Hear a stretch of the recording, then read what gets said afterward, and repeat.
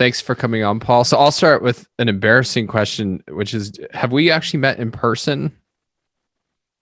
We have not. Okay. Because I know you were at the Einer Institute for a little while, and after like 2015, I know maybe 20% of the people who work there, and always feel bad like introducing myself and saying, "Hey, nice to meet you." And then they're like, "Yeah." I've told this story. I don't know if I've told this story publicly, but I'm very bad with names and faces. And so I was at a speech, and following it, somebody came up to me and I said, "Nice to meet you." And he said, "Oh, we've met before." And I said, "Oh, sorry about that. I meet a lot of people." He goes, "Yeah, you stayed at my house and I gave you a ride to the airport after one of your talks a couple years ago." So, oh no. That's why I tell them, but take no offense. That is, I am not destined to be like a great politician or salesman for many reasons, but oh God, me neither. I'm terrible with most names and faces. So do you have a strategy? Like you go to an event and people introduce themselves and no, I just wing it, which, as I guess you can attest, can work out positively or negatively. If you forget someone's name of the house that you stayed at once. Yeah, I've played around with things. I think the best one I came up with is pay really close attention when they introduce themselves, try to use their name, and then I try to form a mental image of somebody I know with the same name, like punching them in the face. Not because I'm vicious, but one of the tools for memory that they teach you is you want to use visualizations that are very striking and unforgettable. I usually fail at the first step, which is remembering to pay attention to when they say their names. So, yeah, it's That's one of the my downfall challenges. as well. So, I mean, we're both in intellectual careers, and it's just this weird sort of set of skills that can help you prosper in it. And we think about the big picture skills, and I'm sure we'll talk about some of them, like basically how to be a good thinker and a good communicator. But like being able to just know people's names and have normal conversations with them is actually I think, highly undervalued skill set for introverts who live their lives in books. What was your childhood like? So were you the kid with a book in your face, like from day one, or do you have a surprising, unusual background?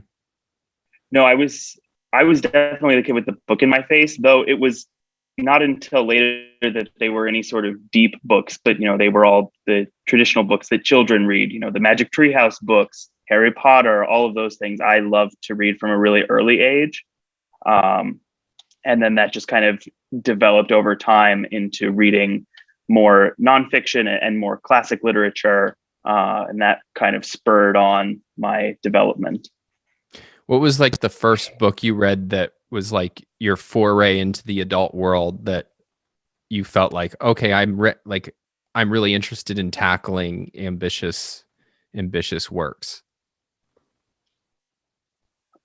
My first foray into the adult world was probably in undergrad when I took a political science class on constitutional law. And I was like, this is incredibly interesting to me, and I want to learn more about it, and I want to know as much as I can. So my university offered a few courses like that, and I took every single one that I could. It was with the same professor, so I got to know him very well. And he was one of my recommenders for law school, and I eventually did go to law school, and I graduated from law school. But largely it was kind of that exposure in the undergraduate world that was like, oh, there are real world problems that I am interested in, and I am good at understanding them. So you didn't have any sense that law was something you're interested in before you were already in college? Not really. I was interested in politics insofar as I was interested in different policies that were being proposed by politicians at that time. I guess my political awakening happened with the 2008 election. It's the first one I remember actually being aware of what was being said. But I've never been interested in the actual campaigning or politicking of knocking on doors and things like that. I'm always been interested in okay, this person is proposing this initiative on healthcare. Is that good or bad? And I think that really stems back to, I've always been interested in ideas and also what's right and wrong. And so I grew up in a very traditional Republican household and sort of imbibed that as I was growing up, and then sort of shed that into a libertarian phase, and then eventually discovered Ayn Rand, which we can talk about. But I was interested in the political ideas of the different parties at first, and then once I got to college, I discovered this kind of field of law, which was related in terms of constitutional law.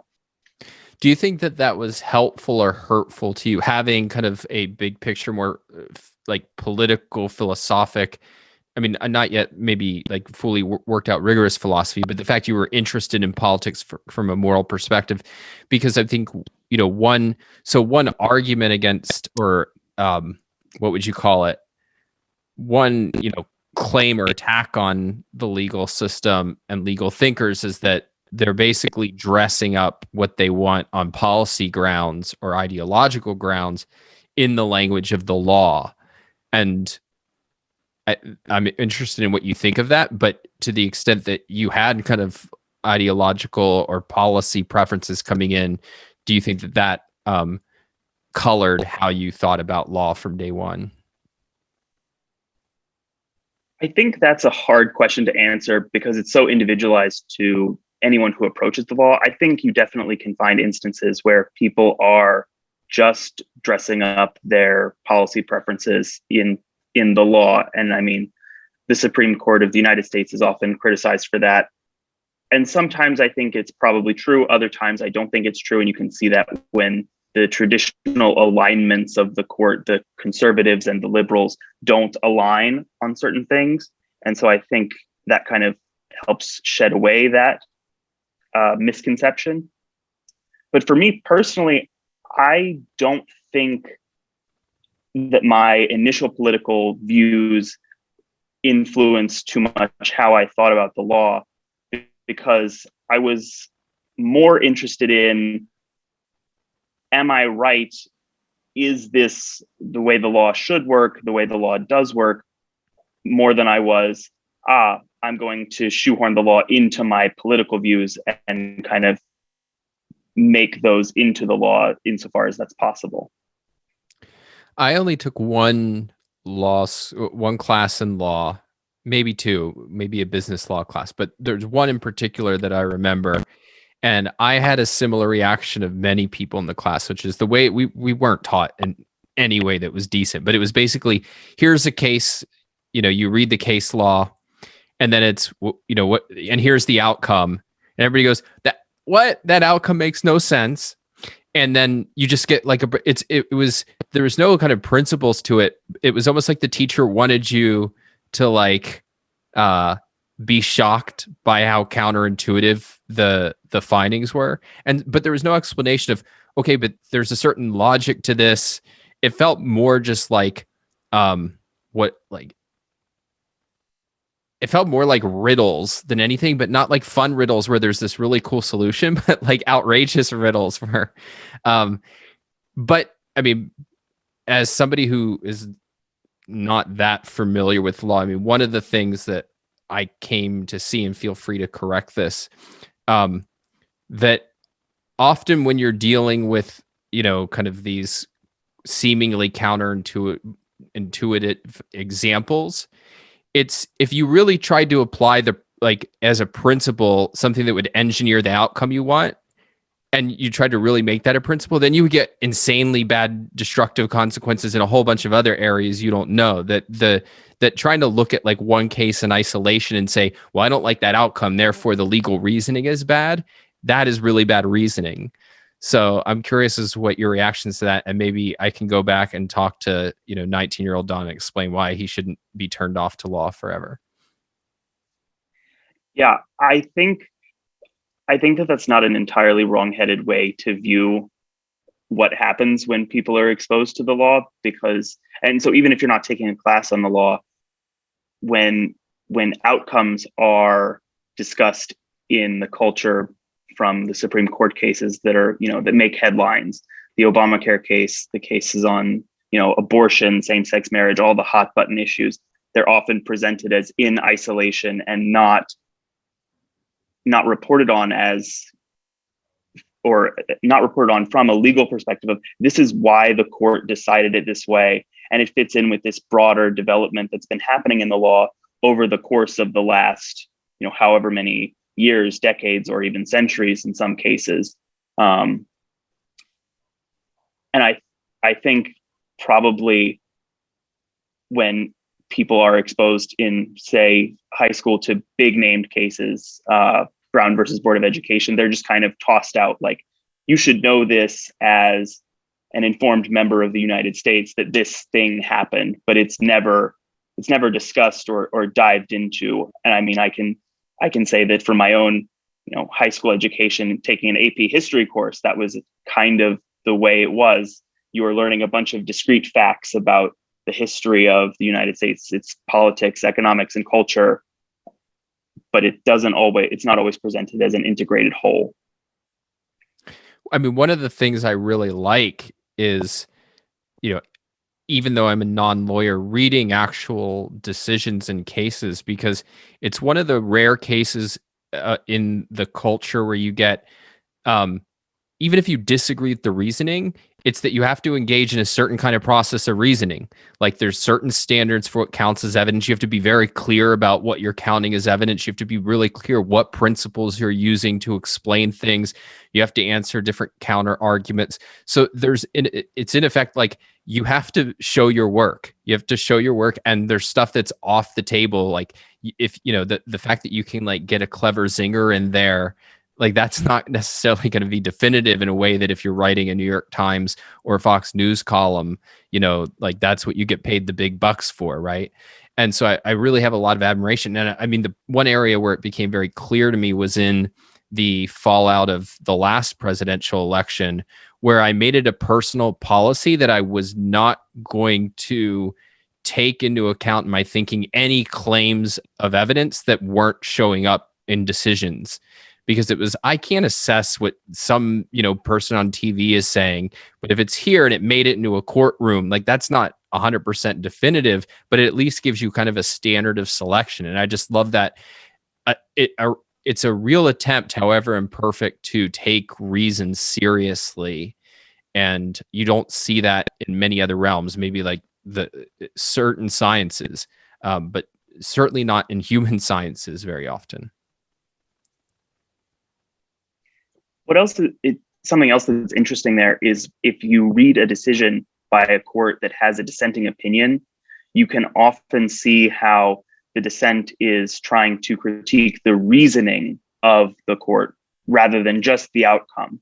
Sometimes they might agree with the outcome, but they think that the court got there in a completely wrong way, and that reasoning that the majority has used will have negative implications down the road. Again, like we were saying, how each case isn't just a siloed thing that stands on its own. It is, but it has these broader implications. And so when you can read those concurring and dissenting opinions, in addition to what is then the law, it really helps kind of form a wider view of the broader discussion around the topics being decided by the courts.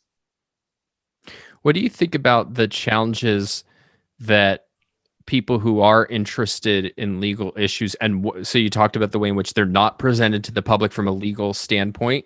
For somebody who wants to do that, what do you see as some of the challenges in doing that? I think one of the biggest challenges, and I've encountered this in my own thinking and writing, is that you want to present something to a layman, to the general public, that is legally accurate and presents the appropriate amount of information to the public without being too technical or getting lost in the weeds of legalese. And that can be a really difficult line to tread and balance those things, because you want to be precisely accurate or give more information, but oftentimes that's not helpful for understanding of the issue. So I can give an example there. I wrote while I was at the Ayn Rand Institute, a piece on the Equal Rights Amendment, which was made brief headlines back in, I believe, January of 2020, when Virginia became the 38th or final state needed to ratify the amendment. And I went through at least 10, maybe 12 drafts of that one piece, trying to get clear on, okay, what do people need to know about why this is being proposed as a needed amendment to the Constitution? And Onkar Ghate, who we both know, and he was helping me edit the piece, made me realize that it's not just being clear on, what this piece of the law would do if it was added to the Constitution, but what the history of this amendment is and why people think that it is necessary. What in history, in our legal history, makes this a viable option to some people, and explaining to them it might have been a good option in the past, but in light of other developments, it's no longer a viable option and might actually harm the causes you're trying to champion. Yeah, I mean, I think this is widespread in almost every field. If you're writing for, let's call it the general public, hopefully you have a more narrow or specific audience in mind for most cases. But the point is, if I think about my strengths, it's often learning really technical or academic or scholarly stuff in as precise a way I can, and then communicating it in a way that is objective, clear, interesting, to people who aren't gonna, read an academic article on, like, the technicalities of how Social Security law works or something like that. And I think that often intellectuals, they almost view that as like a dance with the devil or a concession to, evil or irrationality. Like, oh, I have to dumb it down. And I mean, I've met lawyers who are, they can be particularly, and it's understandable, because the precision is everything when you're actually like arguing in court or you're writing a brief or something like that.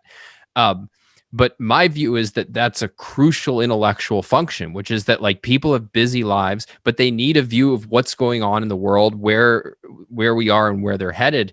And so it's like, no, my job is this ability to, like, give them, this really is true. It's not the full truth. It's not going to give you all the intricacies, maybe even important exceptions if you were to, like, think it through to the bottom. But that, like, discovering how to be true and precise without being kind of fully worked out levels of precision, I think is, for me, that actually came naturally to me. But I think often for people, it's one of the bigger challenges. And for me, it came natural because I get confused very easily. And so for me to understand it, I had to, like, really, dumb things down. Like, right now I'm working through Kant, and it is a slow going process, but I think that's what's going to, like, it makes it a lot easier for me to communicate it to people who aren't going to read him, because, like, I'm putting in the work that I needed to get it to a level where I go, okay, that makes sense to me. Whereas I think, if something comes easy to you and feels very familiar, and sometimes that can be an issue of intelligence, but sometimes it's just an issue of, like, you're so familiar with the context, right? Like, if you've read 2,000 cases and, you've been immersed in this stuff for years, things just feel self-evident that are not self-evident. Yeah, and I don't even know that I would call it dumbing things down. I think that has a certain negative connotation to the, even if that's kind of what you're trying to do. I mean, I've been reading your plugging away at Kant, but when you're writing for a general audience and a general public on something that you are yourself sort of an expert in, so if I want to write about the law to non-lawyers, it's not that I want to dumb things down for them. It's that I want to present the ideas in a way that is clear, and it only provides the essentials of what they need to understand the topic. It doesn't, I'm not condescending to them, but I am presenting it to them as non-experts. And I don't know that I view it as dumbing it down. Yeah, I don't know exactly what I said, because I certainly don't encourage others to view it. I think what I was trying to communicate is that it's viewed by the people, like, so I've worked with marketing people who work with lawyers, and their job is to get like the ideas of the lawyers into a consumable public, format, right? And that's how like a nonprofit's going to get funding and things like that. And it's perceived by the experts who are told to write for this audience as dumbing it down. But no, I think the way you put it is right. The point is you're making it clear to an audience that has a context very different from an expert, and clear to an audience with a very different context and with very different purposes is going to look very different, right? Like their cognitive needs are different. What they can take in at a given time is different. And so like, no, I think dumbing it down is actually a big treacherous thing. I think you mentioned like not being condescending. I actually view this as one of the biggest pitfalls a lot of writing, particularly objectivist writing or teaching and things. I am a complete elitist in the sense that I think the most important people to reach are the most intelligent, most thoughtful people. And I certainly have found that, and especially if you're thinking of really smart, ambitious young people, if they get a hint of being condescended to, it's poison. They will not listen to you, even if it's true that you know way more than them and things. They want to be treated like adults. And what was your experience like?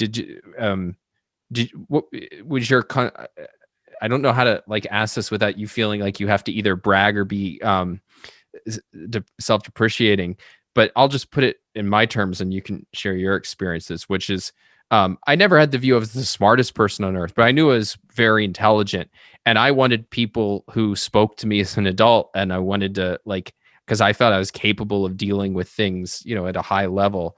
And if I would have had somebody who I felt was like, oh, let me give you this example of something in philosophy.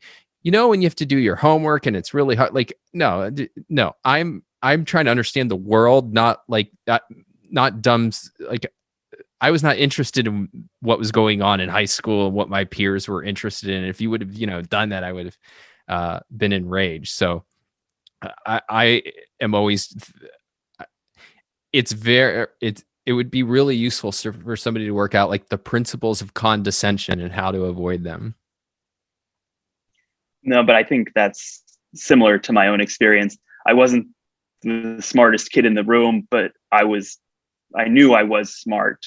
And so I wanted to be spoken to as someone who could understand. You want to speak to people as equals, even if they're not. If your purpose is communicating with them and sharing ideas, no matter what those ideas are, whether you're a teacher or you're out being a public intellectual, you want your audience to know that you value them.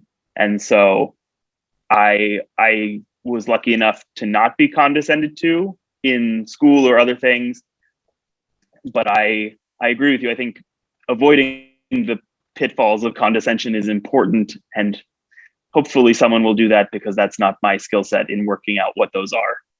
Well, I mean, this is the advice I give people, which is there's a tendency to think, all right, I'm writing for like a college student, so I'm going to get in the image of my mind a college student. And I say, don't do that. Think about your really smart friend who doesn't know the field. How would you explain it to them? Because that's automatically going to put you like a college student has just as much capability of kind of abstract thought. They just know a hell of a lot less. So if you're thinking about a friend whom you respect, but they just don't know the information you're giving them, you're much more likely to hit the right tone. And then if you're like, picturing, and most people are really like 2 years out of college, the way we picture college students is like little kids, whether we can help it or not. Which is really unfair, because when you meet a really smart one, you realize, oh, damn, like, yeah, they have a lot to learn, but oftentimes they're much more up on a whole bunch of stuff that like I've long forgotten. So Yeah, so that's the way I think about the advice, is just like get the right mental set. It's actually that reminds me of, I was watching this YouTube video about this Major League Baseball pitching coach. He was kind of the guy who created modern pitching coaching, and he taught like Nolan Ryan people. And there's this one guy who went on to become one of the best pitchers in history, Randy Johnson. And he just gave Randy this one tip of like, you're landing on your heel, land on the balls of your foot. And his point was, he had a whole theoretical like understanding of what was going wrong with Randy's body, but Randy didn't need that. He just needed this very intuitive step that would correct the problem automatically. And so that's why, like, it would be great to have principles of condescension. It's better if you just give somebody the tip of, the equivalent of landing the balls of your feet, right? So, I mean, that's kind of one area of like, I think a lot of what communicators and teachers in particular do is, all right, instead of like trying to recreate all my knowledge for somebody, how do I give them the one adjustment that gives them everything that they actually need? And then I go on and decide, no, I'm going to write out all the principles anyway, just because I can't resist. What's your end game? Like, what do you want to accomplish in this field or any other field? Maybe this is a stepping stone to becoming a rock star, and we just don't know how clever this path is that you're carving out. My musicality will definitely not land me on stage anytime soon, I don't think. But in terms of the long overarching trajectory, I'm not sure exactly what it will or is supposed to look like yet.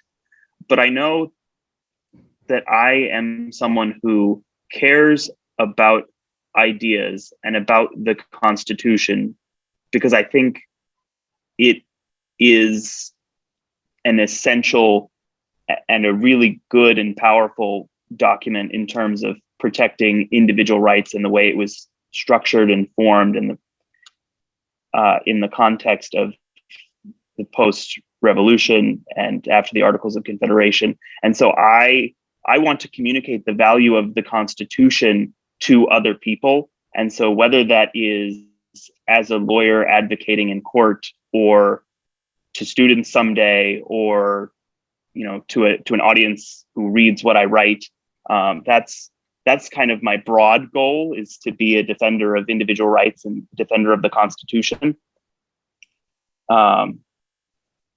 But how to get to that end game, I'm not sure what that looks like, and I'm sure I'll be surprised with what it looks like along the way. Yeah.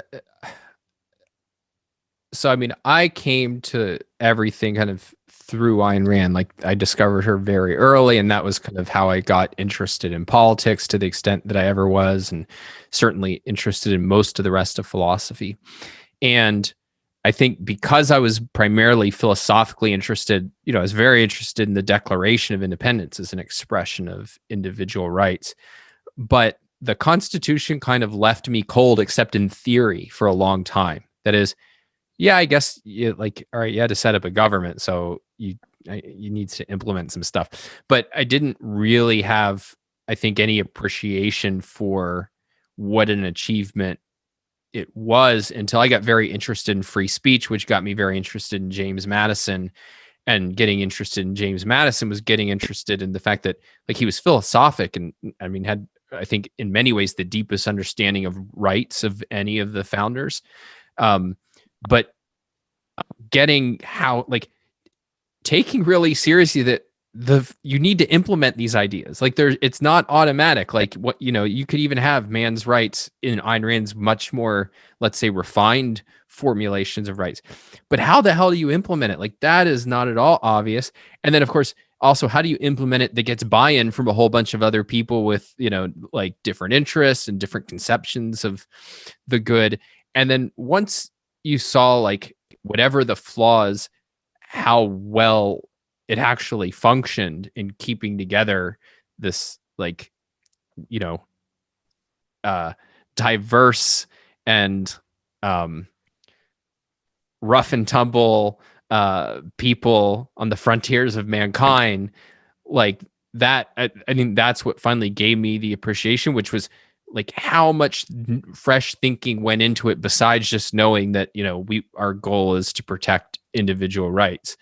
And then seeing how like badly that could have gone. And indeed, we have the contrast from history, right? I remember the first time I read or heard about the Articles of Confession, the Articles of Confederation. I was like, oh, this sounds way better, because like it's much more about like limiting government. And that just seemed, I had more of the libertarian inclinations of, well, the less, the better. And this seemed less in the Constitution. Then you got the idea of, no, you actually need an organization that's competent and able to protect rights, and that what existed before didn't, and then what existed after did.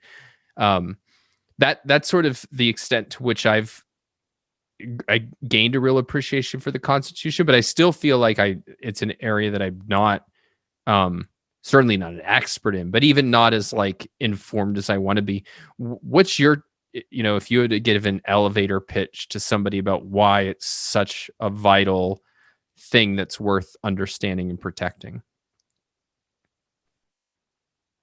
I'm sorry, if I had to give a what? You cut out there a little bit. Oh, like elevator pitch. So not a 3-hour lecture, but an elevator pitch. Yeah. If feel free to have it take a long elevator ride, because I know it's hard to do things off the cuff. If I were to defend the Constitution in an elevator pitch, I would say that its primary benefit is its structure. And I'm stealing slightly here from the late Justice Scalia. He and Justice Breyer were testifying before the Senate Judiciary Committee or one of the Senate committees at some point. And he made this comparison that I think is poignant, that in terms of the explicit rights that the Constitution protects now through the amendments that have been added after the fact, our Constitution is only so-so. If you look at other constitutions, even the Constitution from the Soviet Union, they protect a whole bunch more rights than we do. They spell out so many more, things that they would protect. But the primary benefit of our Constitution, and the reason why it is enduring and the reason why it is able to protect rights so well, is its structure. The way that it was designed to silo power into specific branches of government, to check the powers of the different branches of government, to give, to separate the power even further between a federal and the state governments. It's these things that enable the protection of rights to actually occur, because it hamstrings government. And so I think Ayn Rand's formulation that, man creates the Constitution to protect himself from savages, from other men, and also from the government itself, which is men and wielding force, is right. And I think that the only way you get to protecting rights is to objectively and formally delimit and separate the power of government so that it can't coalesce into some unruly tyranny. I'm curious as to, as somebody who's learned like a huge body of knowledge, has interests in philosophy and history, and I'm sure 1,000 other things. What's your kind of approach to learning generally? Like, do you have, here's one kind of style. I had friends, and I tried this a couple times before I realized it was not a fit for me, if for anybody, who, they'd have like this big spreadsheet of like, oh, I'm going to like read these 12 books on this topic. And like, it was very kind of sophisticated structure. They'd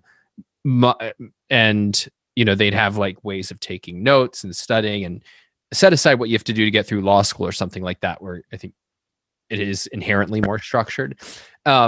Whereas like my, for every book I wrote, it was basically, I just went on Amazon and like bought 100 books and read them, and then assumed that I would probably remember the most important stuff and be able to find it if I needed it for when it came time to write. What is your approach when you're really interested in a topic and trying to go from, let's, say like entry level knowledge to whatever level of expertise you're seeking?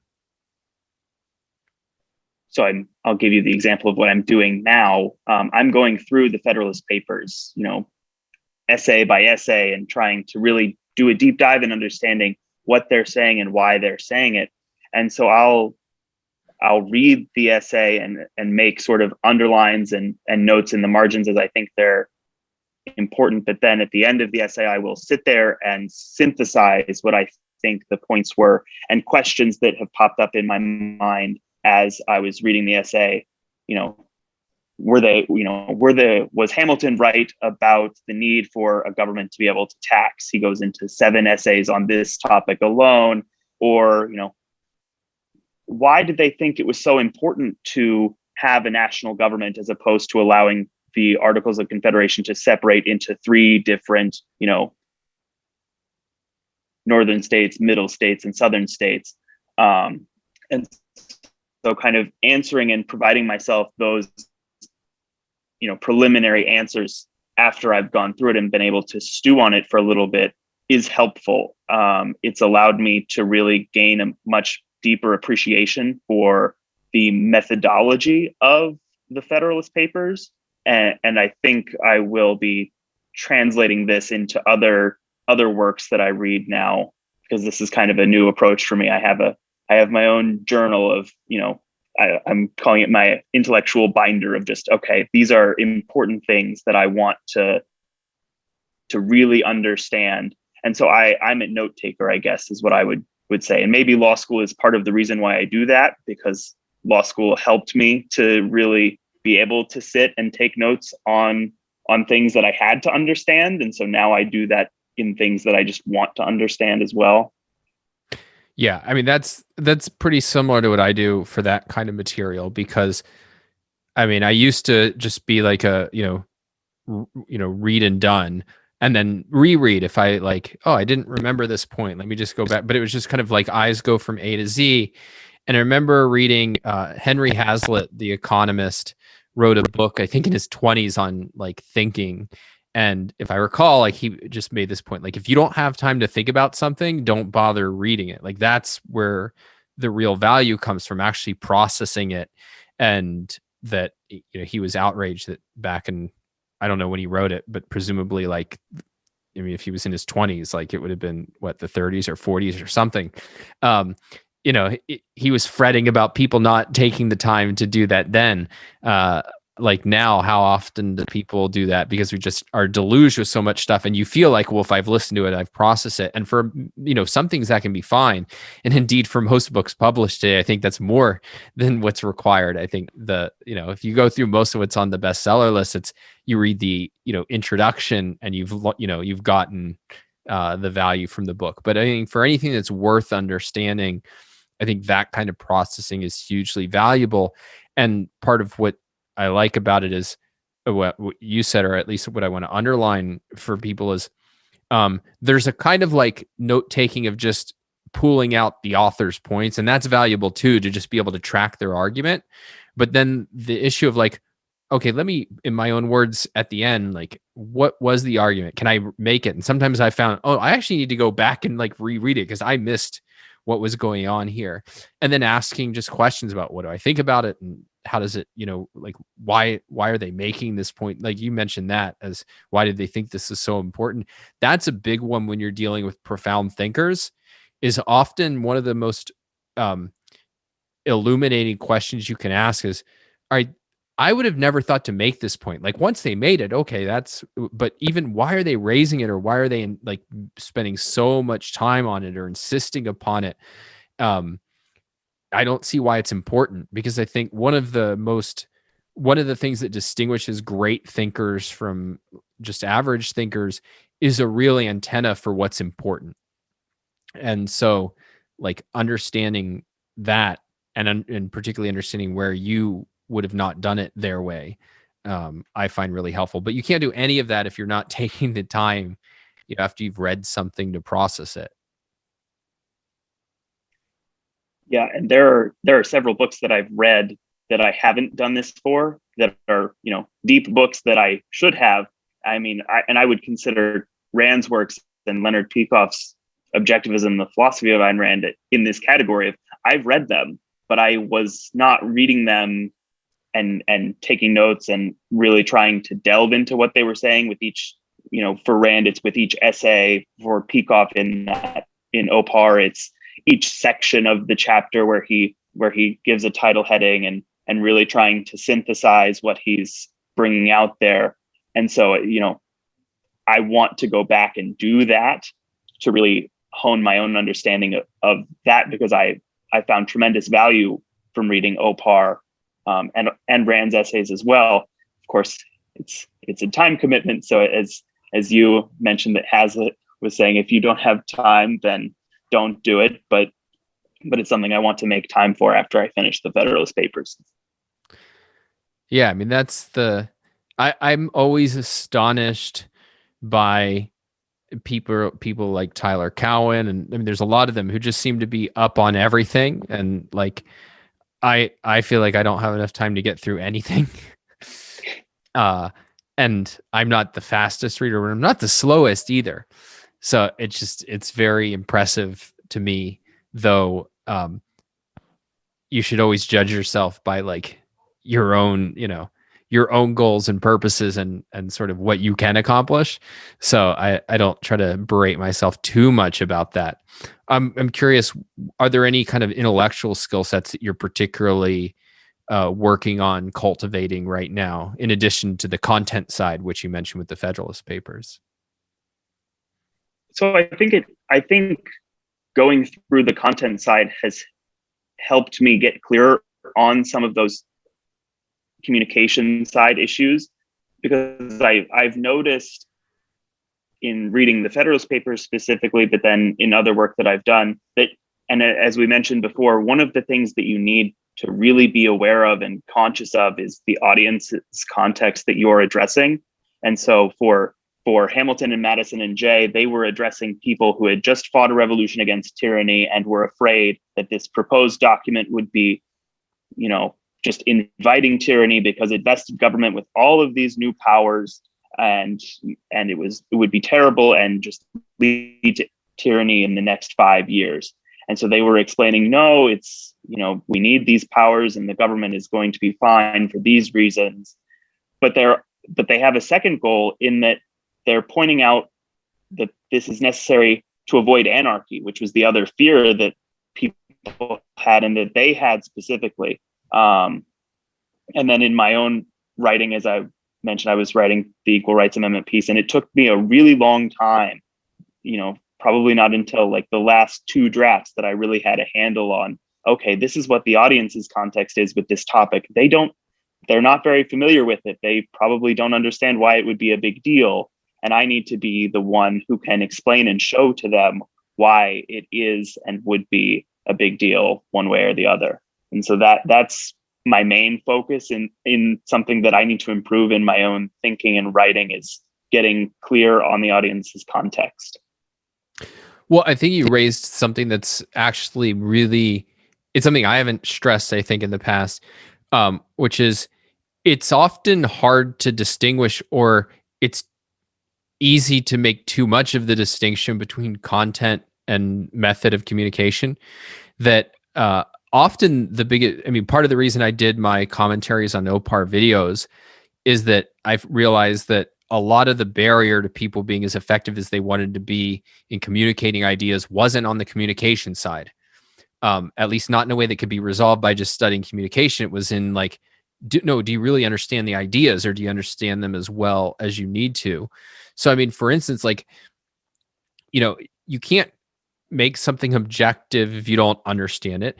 And part of understanding it, like you said, is often that is, if you take one of the basic principles of communication being understand the audience's context, usually you can't understand their context apart from the content, right? Like that is very much like they're intertwined. And so you can distinguish them, but fully separating them, I think is a big mistake. Like there's nobody who's a great writer and doesn't know anything. There may be like great speakers who don't say anything, but that's kind of a different, there's an ability to kind of just purely manipulate emotions I think in front of big crowds, where you don't actually have content to it. But anyway, that's as an aside.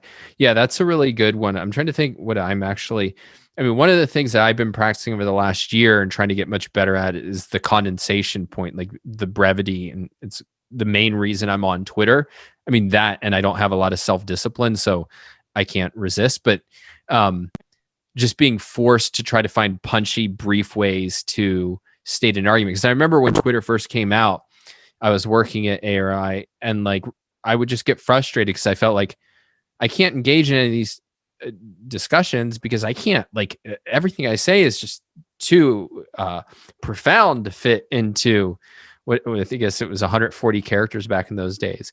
And then part of what I realize is, no, if I actually understood it at the level that I needed to be persuasive with it, I could do a lot in, 140 or 280 characters. So for me, it's the kind of brevity is one side of it. And then there's a whole other skill set that a lot of what I teach is, all right, once somebody's like willing to read something you've wrote, how do you be persuasive? But there's how do you get people to pay enough attention that you can even start to persuade? And that's an area where I feel the weakest is, I mean, how do you cut through the noise in a culture that's saturated with people, trying to say things and sell ideas and whatnot? And that I find to be a very, like, that's a skill set that does not come naturally to me. And the people who've solved it, like, you solve that, you've got a career for yourself. I'll definitely echo what you're saying about condensation being really important. Because I used to think that in order to say something well, you essentially had to be able to rhapsodize on it for a really long time. And so just this past week, because I found it again, I was reading my undergraduate senior thesis, and it only had to be 40 pages. But I wrote 75 pages because I thought that was going to make it better.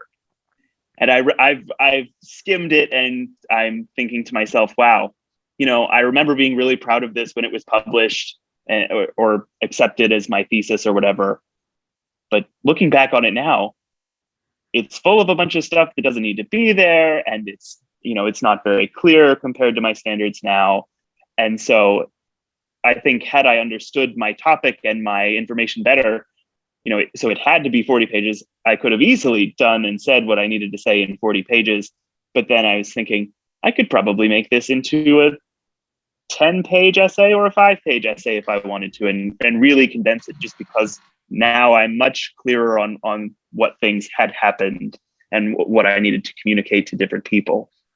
I have this recollection of something I think you retweeted by somebody that was like, it went something like, if only this law review article was 10 pages more, said no reviewer ever. Yes. Yeah, I mean, nobody will ever be upset. Yeah, I think I got that from Clark Neely. Yeah, that is you're doing your audience a favor with every fewer word that you force down their throats. So one of the things not to say that there isn't values to the long pieces, but oftentimes people overestimate its value. Well, the point is that a long piece should be shorter than what like the topic could, handle, right? So like if you think about Atlas Shrugged, it's over 1,000 pages, but it's trying to tackle the theme of the role of the mind in human life. And if you think about like what that means, the 1,000 pages or whatever it is that's shorter than what like could even come close to really scratching the surface of such a topic. And so it's the point is that not that there's some like arbitrary standard of brevity, like a sentence is better than a paragraph, but the point is what's the minimum that you need to accomplish your goal. And that usually length indicates self-indulgence, though not always. And I mean, if you can state something in a sentence, like feel free to write, 10 paragraphs on it or 100 pages.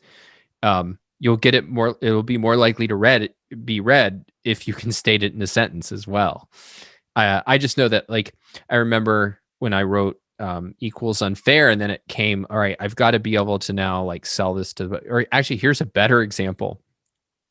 So let's see if you guys will be intrigued by this. So I have a novel coming out at the end of the month, and I was thinking about, a few people had asked me like, "Oh, what's it about?" And I was like, "Well, I haven't pinned it down yet, and it would take me a few 5 or 6 sentences to start to like put it together." And I talked to my publisher the other day, and he goes, "So yeah, I've been telling people about the book, and I've been telling them the killer investigates the crime." I was like, "Well, geez, you got it down to 1, 2, 3, 4, 5 words, way better than my 5 sentences." But that's the money right there, when you can like get to the essence of something that quickly. It's a powerful skill set. One of the things that I like about how you do social media is that, like, you're engaged in the world of ideas, but you also convey some sense of like who you are as a person. And I think a lot of the people that we mutually follow, who are kind of like intellectuals in the field of law or whatever, or policy people, are often ones that, like, you get a sense of who they are as a person. And is that something that you've made a deliberate decision to do, or like people that you actively want to emulate, or am I pointing it out to you for the first time? It's definitely, I don't know that I do it deliberately, but my style, as it were, on social media has definitely evolved over the years, because so social media came out when I was about 14. And so, like any 14-year-old, I was obnoxious and saying nonsense on the internet for several years. And I mean, this even continued into when I was in undergrad and first discovering objectivism and things. I was the annoying kid who let everyone know that I had a new interest by constantly posting quotes and things from this new interest. And because Facebook is really helpful with this, it'll tell you all of the terrible things you used to say with their new memories feature. And so just a few days, this past week, I saw, I think, 3 or 4 posts over the course of, I think, 3 years or something, when I was still just posting quotes from Atlas Shrugged, and people would comment on them, and I would just parrot lines from Rand back at them, basically. And it was terrible. I mean, the quotes are great, but they didn't do anything to engage with anybody. So I have thankfully, I hope, shied away from doing much of that anymore. But I do try to be purposeful in both what I comment on and how I comment. I won't say that I'm great at it all the time, but I still use social media to be social and interact with people. When I've interacted with you and I ribbed you about your interest in sports, which I don't share, because I remember, what was it, a week or 2 ago, when you said something about a pitcher, and I was like, well, that's an interesting name to give to a pitcher of mimosas. But yeah, it's sinful that you do not know who DeGrom is, because I mean, he's a living legend, even though he destroys my team every time he plays them. But no, but I think so. One of the points I always come back to is that ideas in a vacuum aren't persuasive. It's ideas as advocated by and embodied by people do. And so, like, if you just come across as a disembodied mind, like sometimes that can work, but I think it's certainly not ideal. And I think it's less ideal today. And I think it's like just taken for granted that people want to like have a sense of the people that they're hearing from and interacting with. And so I like that. And I think you do it in a smart way, which is, it's not like every thought that Paul ever has and every action that he ever does is online, but we get a flavor of it, right? Like, you know, there's humor in there. There's a lot of like interacting with stuff. You're not just like saying, hey, oh, here's something that I wrote or whatever. It's like, you're getting a sense of a person, not necessarily a, you know, 24/7 documentary about a person, but also not this disembodied person spitting out ideas, which I think is a very, it's less of an issue in a field like law, but I think it's a selling point if you can do it in law too, particularly if you think part of what can sell people on something is your passion for it. One of my good friends, I remember one time he went on to become like one of the most famous like public teachers of science around, at least for school children. But I remember one time we were hanging out and he's just like telling you about these different constellations. And I was like walking out of there at like, you know, 1 a.m. going, oh my God, I got a book on astronomy. And I wake up the next morning and go, what? I don't care at all about astronomy, but it was his enthusiasm for it and ability to like help me see why through his eyes it was fascinating that got me fascinated. And I think that's part of what bringing your personality, you know, to the universe of ideas accomplishes amongst other kind of benefits. Yeah, I have a similar story in that sometimes when I listen to Neil deGrasse Tyson, he'll talk about astrophysics in a way that I think is really compelling and really interesting. And it, you know, and this is effective for him. It makes me kind of want to buy his book, Astrophysics for People in a Hurry. But then I think to myself, I probably would never actually read this because even though it's interesting to hear about, I have more pressing, more interesting things that I actually care to devote my time to reading and actually understanding. So I definitely relate to that. Yeah. So let's see. You mentioned sports, which you're not interested in. Well, let me ask you this. So what is your favorite hobby or form of entertainment? Are you a movie person, a music person? What's the leading thing? I really enjoy theater. I did theater in high school. And so I've, you know, the last year hasn't been great for theater opportunities, either seeing it or performing in anything, though I'm not sure I have time to perform in anything, nor would anyone necessarily want me out of a high school level of drama department. But but I really do enjoy going and seeing productions on stage. I think those are, if they're done well, they're really entertaining and really interesting. The last one that I got to go see live was Hamilton up in Cleveland. And I really enjoyed that. Hopefully theater is coming back, but otherwise, you know, in the past year, my interests have been listening to a bunch of new music and reading a lot of books, both fiction and nonfiction, though I've tried to make a more concerted effort to read some more classic literature. Not because I think I need to, but because I want to. I want to become more exposed to those things that have shaped kind of culture over the decades and centuries. Yeah, I mean, it's hugely rewarding, and yet I've maybe I can get 2 in a year.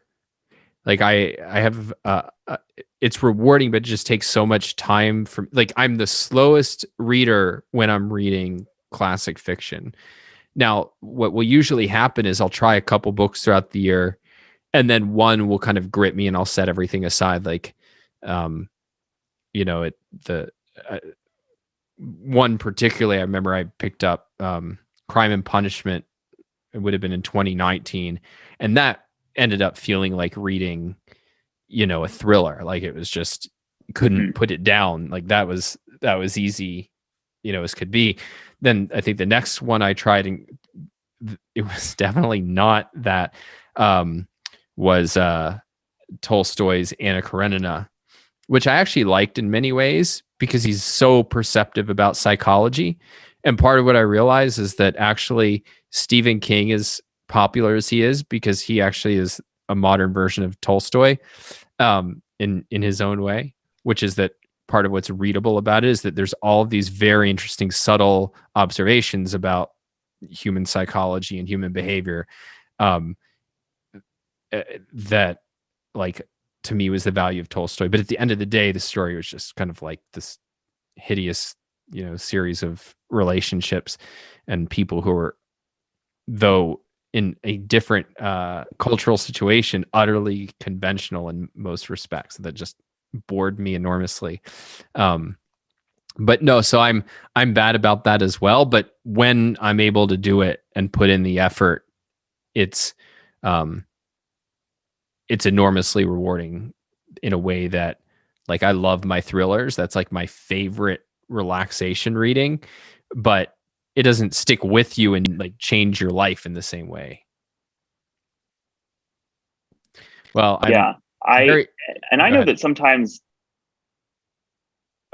I just know that sometimes when I might be interested in something, I actually get drawn into the book from the movie, which I never used to do. I thought it was a sin to watch a movie before reading the book.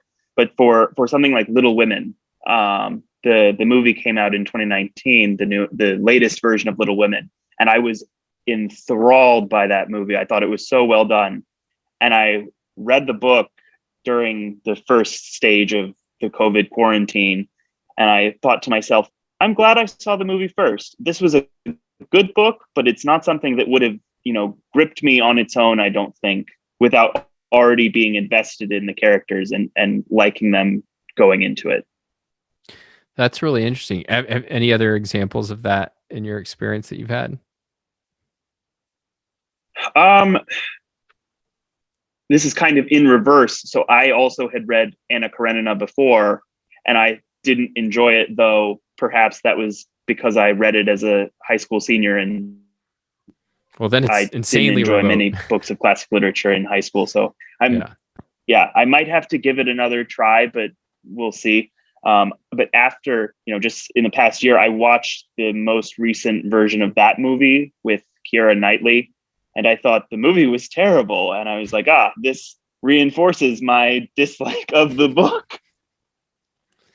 Yeah, well, I will have to try that with certain things. Yeah, I mean, that's one thing that you realize is that you don't have to be as worried about spoilers for classic literature, because what you're getting out of them is though you can have great plots and like surprises, it's like there's a very big difference between having the end of Sixth Sense ruined for you and, like I did, having the end of Atlas Shrugged ruined for me. Like, I never got to read it without not knowing the ending, but it still is my favorite book, right? So it's just it goes in a different category. Thankfully, the movies didn't exist, because then I would have, if I would have seen those pieces of garbage, I would have never read the book. Oh, see, okay. So this is another example. I actually, the way I got interested in Ayn Rand was because I was bored in my college dorm room one day as a freshman, and I remembered hearing about this book that was being made into a movie by John Stossel on his program, the year previous or whatever. And I couldn't remember the name of the book or the author or anything like that. So I looked up the clip, and he said it was Atlas Shrugged. And so the first installment of the movie was on Netflix. And so I decided to give it a watch. And for whatever reason, I was gripped by the movie. And I probably watched the movie version of that like 5 times before I started the book, because I had to go and find the book as a college student without a car. But then, of course, I read through the whole book, and it's like you, it's my favorite book as well. But I got into Atlas Shrugged because of the terrible movie, which I've since rewatched, and it definitely doesn't live up to the book once you've read it. All right. Well, I take back everything bad I said. The fact that it got us you justifies everything. And so I forgive the long list of people who I had banished to hell for years. Well, Paul, this has been a lot of fun. Anywhere that people should go to follow you, they definitely need your Twitter handle. So why don't you at minimum throw that out? I was going to say the only place to really follow me at this point is on Twitter. And it's Paul_Taske, Taske. Awesome. Appreciate the time.